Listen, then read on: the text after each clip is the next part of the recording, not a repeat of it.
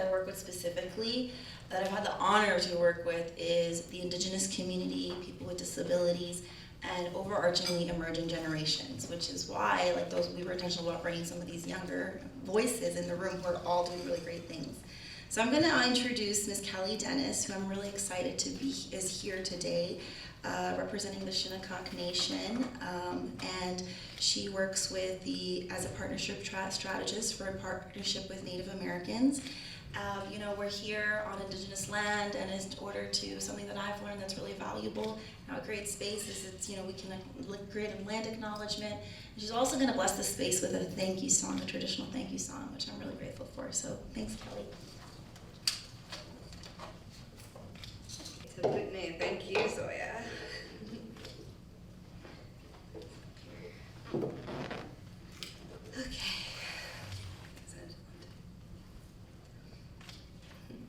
Okay. Well, before I go on and we begin, please join me in paying respect to the Lenape people as the Indigenous people of Mannahatta and Lenape-Hoking, their homelands where we are today.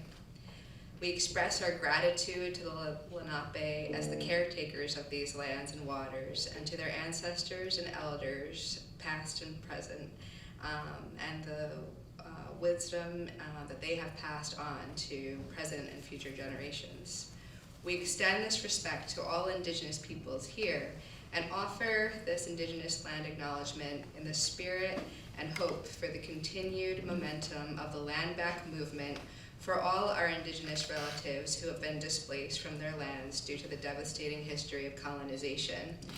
We seek Indigenous reconciliation with homelands to heal from the harm still visible and pervasive within our communities.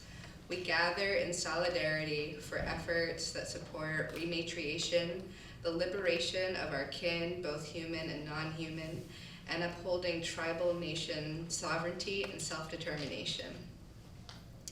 So I'll introduce myself to you now in my Algonquin traditional language, to say, Akwe Natampuak, hello my friends.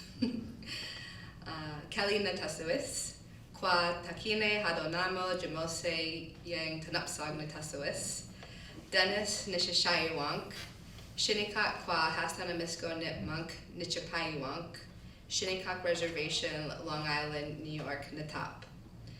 I want to share with you my personal experience of finding hope by learning to introduce myself in my traditional Algonquin dialect and engage in efforts in native language revitalization and education.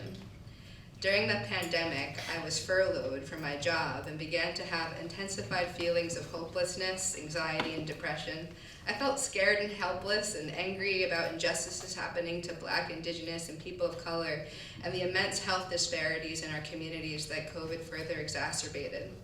I was fortunate to have access to telehealth therapy and share my truths about needing to take this precious yet precarious time to find deeper connections to my loved ones and ways we can meaningfully express our shared tension and frustration when, happily, Indigenous language learners in academia, some of them my younger cousins and elder relatives, presented an opportunity to enroll in online Algonquin traditional language class and learn the dialects my ancestors spoke.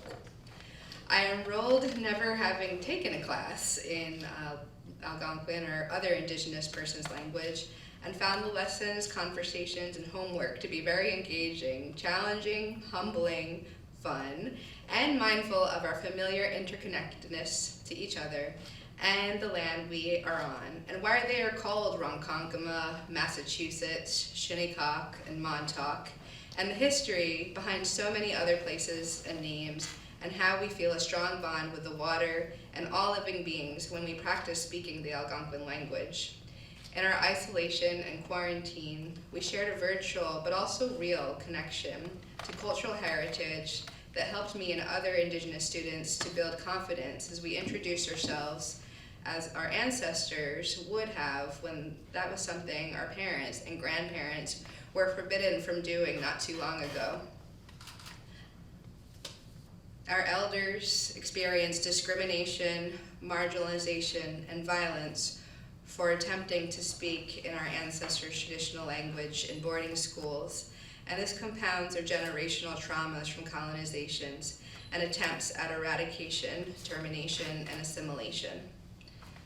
Through engaging in native language revitalization and instruction, I felt a sense of pride and identity while also finding healing with my classmates and instructors as we worked on communication strategies that promoted cultural awareness, equity in education, as well as environmental sustainability and reciprocity and stewardship. As Partnership Strategist with Native Americans in Philanthropy, I'm thrilled to now work to assist tribes as they collaborate with federal government agencies, states, foundations, nonprofits, and NGOs to address educational and health disparities through native language revitalization. I continue to learn our traditional language best by singing, and feel most hopeful when I sing our Tabutne thank you song to the Creator at our sacred site in the Shinnecock Hills called Sugarloaf, where my ancestors were buried, and we are now in the process of reburying many of my ancestors through a repatriation process from museums and private collections. And it's really wonderful that we were able to get this land back through conservation and co-stewardship efforts. So I will now offer you a song of blessing and to thank the Creator for this day and time with you. Okay.